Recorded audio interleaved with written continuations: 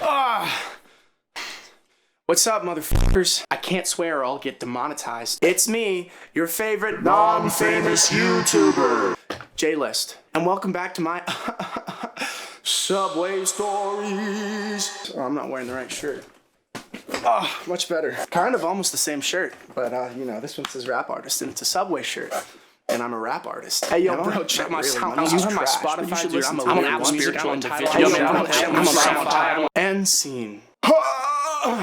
Yeah, so today I'm coming at you with another sooubway story. Began a short time ago on a campus very close. There was a young whippersnapper, not snapping any whips, but subbing some ways. And on that run-of-the-mill day, some fraternity brothers came into play, dead. That'll make sense in a second. So the boys entered the subway looking a little dazed and confused. You know, they were leaning around, kind of dissociated. And I'm like, okay, they're drunk. That's super cool. You know, it's college. We love to drink. Although it was like 4 p.m. on a Wednesday. You know, maybe that's normal. I don't really drink with friends. I don't have any, except for you guys. You guys are my friends.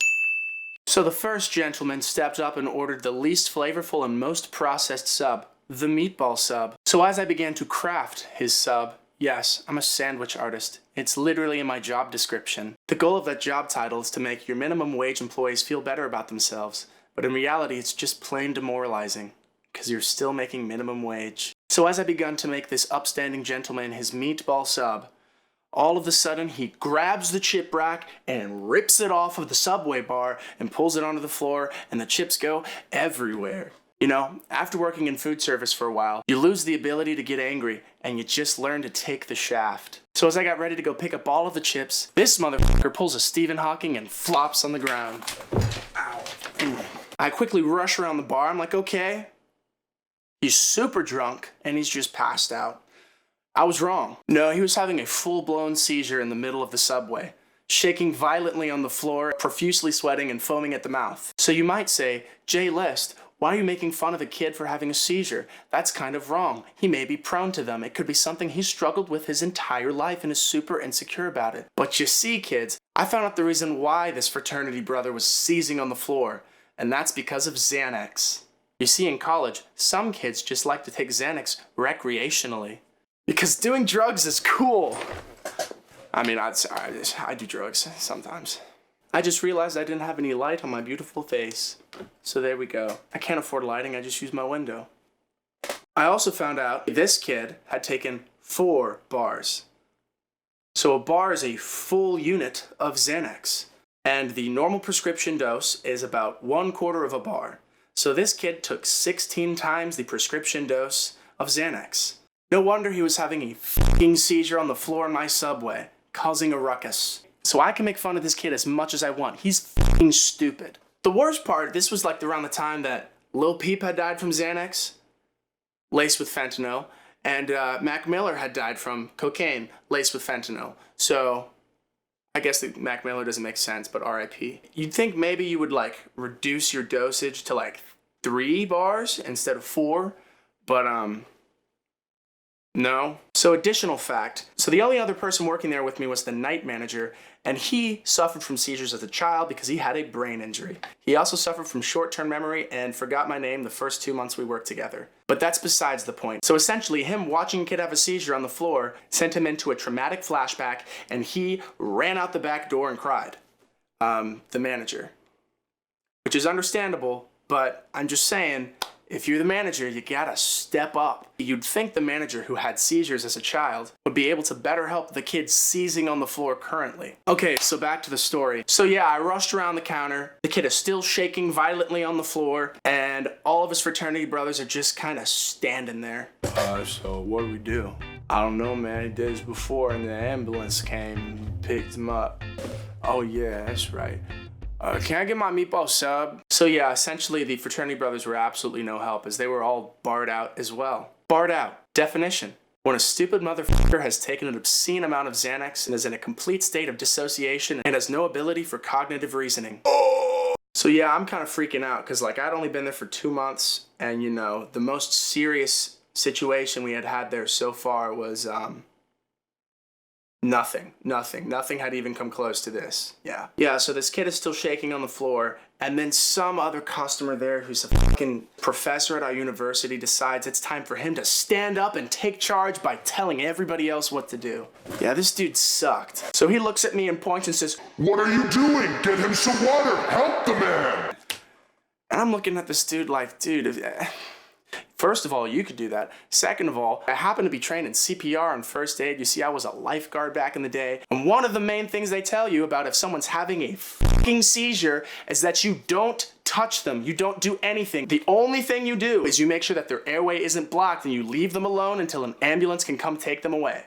So instead of getting in a fight with this hysterical professor who thinks he's fucking Jesus Christ saving the day, I get some fucking water and I set it next to him even though I'm not gonna let the kid drink it. The thing is, if you have a seizure on Xanax, you're not dehydrated. You're fucking overdosing on Xanax and your brain is shutting down. Water's not gonna solve the problem. So after I got the dude some water, the professor was like, "You haven't called 911 yet?" "Oh my God, dude. First of all, while I was getting water, you could have called 911, or one of his fraternity brothers who know infinitely more about what's going on than you do would have called an ambulance." But yeah, none of them did because they were also all barred out. So yeah, I guess kind of a fair point. So yeah, I called 911, which was cool because I've never done it before. "Hello, what's your emergency?" "Yeah, there's a kid seizing on the floor in my subway. He's making a big mess. Can you come get him out, please? Thanks."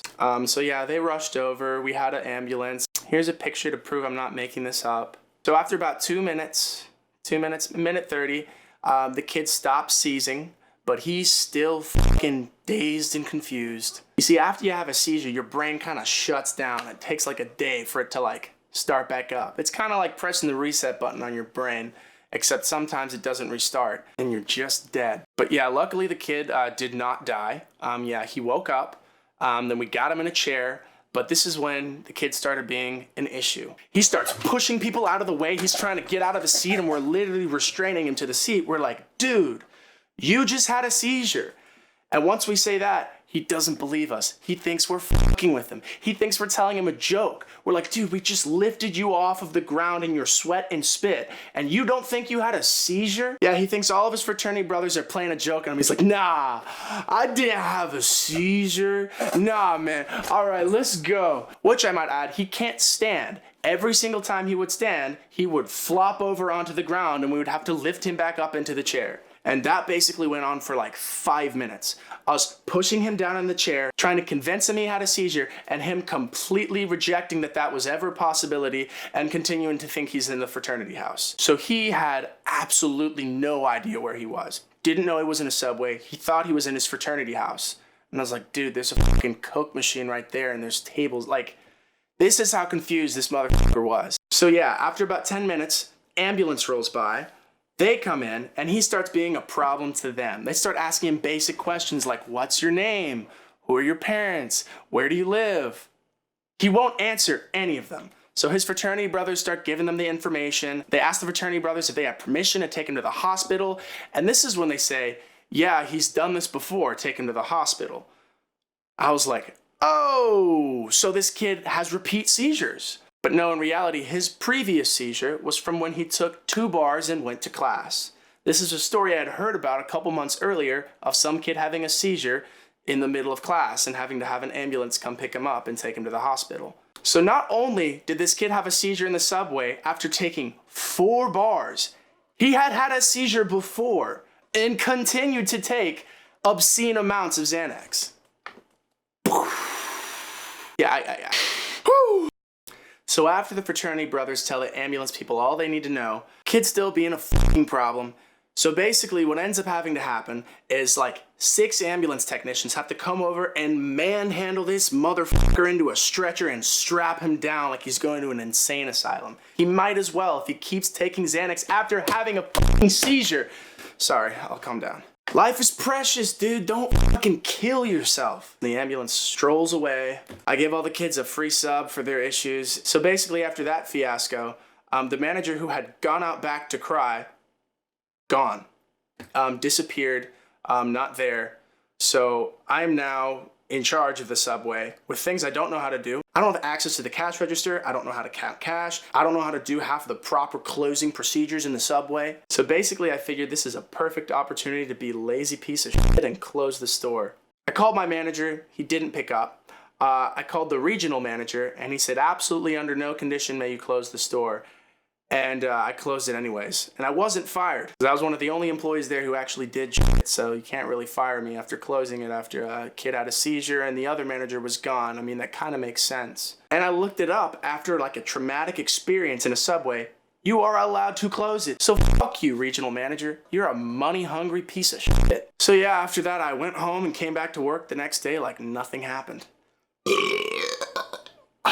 Yeah, so moral of the story, do Xanax if you want, but don't do 16 times the normal dose of Xanax and then go out in public, especially not to a subway, because all of the employees there already fucking hate their job and you're just making it worse. I'm gonna start making better videos because this kind of fucking sucked. But yeah, I don't make money off of YouTube, so please subscribe. And please watch it and share it with your friends so that I can get my watch hours up and my subscribers up and I can get monetized, baby. Because I'm about to not be able to pay my rent. Please help. I beg you. Tomorrow we're talking about why STDs are cool. All right, peace. Look, you're so fucking ice cold, ice cold, ice cold. So much shit that I know. I don't know if you're high